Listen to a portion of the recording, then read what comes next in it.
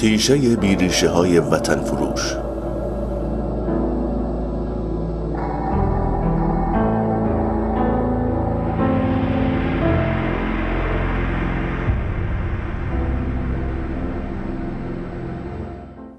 محمد تقی مصباح یزدی در یکی از سخنرانی‌های خود در چند ماه گذشته گفته بود: آب و خاک ارزش آن را ندارد که انسان برای آن جان خود را از دست بدهد و طرح مباحث وطن دوستی نیز شعار دوران جاهلیت است. وقتی تئوری پرداز انقلاب که مورد تایید سید علی خامنه‌ای است و به سبب همین حمایت‌ها امروز در بسیاری از ارکان مهم کشور رخنه کرده و شاگردان وفادار خود را در همه جا وارد کارها کرده است، چنین بگوید، شاگردان هم همان گفته‌ها را تکرار می‌کنند. شاگردانی که با مغزهای متحجر تنها به چنبره زدن بر منابع قدرت می‌اندیشند و تاراج منابع و منافع کشور را در گرو بودن همین نظامی می‌دانند که در رأسش ولی فقیهی بیخبر از دنیا و تحولاتش قرار دارد. با وجود باورهایی از آن دست که مصباح یزدی به آن اشاره می‌کند، شاگرد مکتب او مهدی طائب نیز با وقاحت هرچه تمامتر باید دست به حراج مملکت بزند. طائب در آخرین افاضاتش در کمال بیشرمی و بدون توجه به قواعد و قوانین بین المللی سوریه را استان 35 ایران خواند و یک بار دیگر نشان داد که این جماعت بینام و نشان، بی ارزش و وقیح تا چه اندازه نسبت به ایران و تمامیت ارضیش بی اهتمام هستند. بیشک امثال طائب بلندگوهای سید علی خامنه‌ای هستند. او که در برابر تاراج دریای خزر به دست روسیه و غارت منابع و منافع ملی به دست چین و شرکا سکوت کرده است. او که در برابر حراج سرمایه‌های کشور به خواب مرگ رفته و دغدغه‌های مهمتری چون مبارزه با آمریکا و نابودی اسرائیل دارد. او که در یک کلام با نابخردی‌ها و ساده‌لوحی‌هایش کشور را به روز سیاه نشانده است. امروز ایستادگی در برابر آمریکا و محو اسرائیل از نقشه جهان آنقدر برای سیاستمداران بی سیاست ایران اهمیت یافته که حاضرند ایران را فدای این اهداف احمقانه کنند. استدلال طائب در بیان آن سخنان بیشرمانه آن است که اگر سوریه نباشد نظام جمهوری اسلامی هم نخواهد بود. در واقع موجودیت بشار اسد به موجودیت این روحانی نماهای شیطانی کمک می کند. در نگاه طائب آنچه اهمیت دارد نظام است، نه ایران. و این شخص بیریشه همین اندازه هم نمی‌داند که نظام جمهوری اسلامی نیاز به یک ظرف مکانی برای ظهور و بروز دارد. او نمی‌فهمد اگر ایران نباشد جمهوری اسلامی هم معنایی ندارد. در نگاه این شخص وقیح معادله برعکس است، یعنی بدون جمهوری اسلامی ایرانی هم نخواهد بود و از این رو وجود خود را برای ایران و مردم نعمتی الهی می‌شمارد. در واقع در نگاه امثال طائب آنها بر ایران و مردم منت بزرگی گذاشته و قبول زحمت فرمودند که در مسند قدرت نشسته و این گونه همه چیز را در سراشیب سقوط نابود ساختند.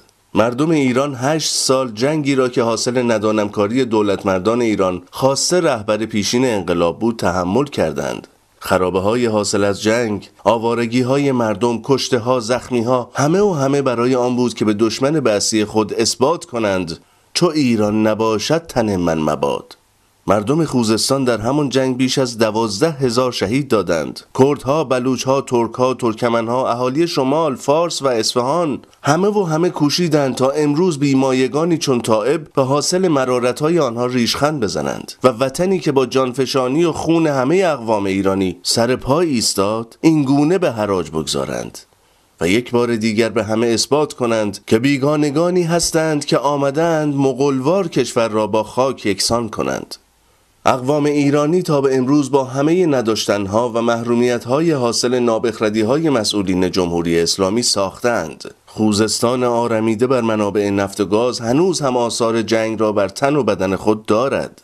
اما بیگانگان حاکم بر ایران اولویت خود را ساختن خرابه‌های لبنان، سوریه و عراق قرار دادند، در حالی که مردم زلزله زده آذربایجان اسیر و گرفتار سرما بودند. گرما و برق به خانه‌های بیگانگان برده شد.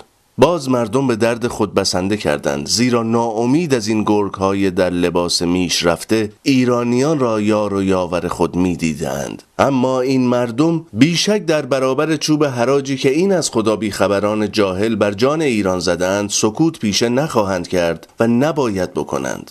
ایرانی در هر کجای دنیا که باشد خاک پاک کشور را با هیچ چیز عوض نمی کند، حتی اگر نان به نرخ روزخورهایی چون مصباح یزدی مرام آنها را جهالت بخوانند. جاهلان واقعی در نگاه مردم ایران کسانی هستند که بدون داشتن هر گونه تخصصی در همه امور اظهار نظر می کنند و در کشکولشان از شیر مرغ تا جان آدمیزاد پیدا می شود.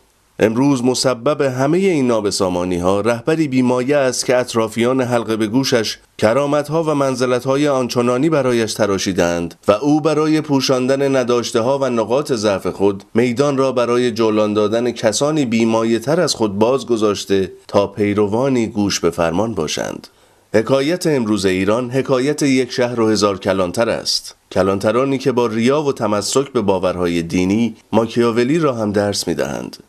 راستی چرا کسی از این فرمانده قرارگاه عمار نمی‌پرسد اگر خوزستان تا به این اندازه بی‌ارزش است، چرا فرزندان این آب و خاک را در قالب کاروان راهیان نور به آن دیار می‌برید و همواره از آنها قربانی می‌گیرید؟ تائب اگر خود را به فراموشی زده، خوزستان آرامگاه بسیاری از شهیدان وطن است که پیکرشان در جای جای آن به ودیعت گذاشته شده است. ایران در گذرگاه تاریخ از این بیمهری‌ها فراوان دیده است. تاریخ دولت مردان بیگانه صفت جمهوری اسلامی را در کنار امثال اسکندر و مغول‌ها خواهد گذاشت و آنها را نخواهد بخشید.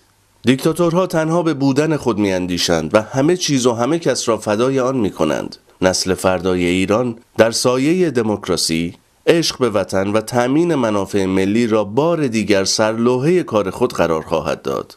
اقوام گوناگون ایرانی در فردای آزاد، ایرانی یک پارچه و قدرتمند را ارج خواهند نهاد و قدر آزادی و دموکراسی را که با مشقت‌ها و خون دل‌های فراوان به دست می‌آورند بیشتر خواهد دانست و نخواهد گذاشت دست هیچ بیگانه صفتی به دامان پاک ایران برسد و آن را بیالاید.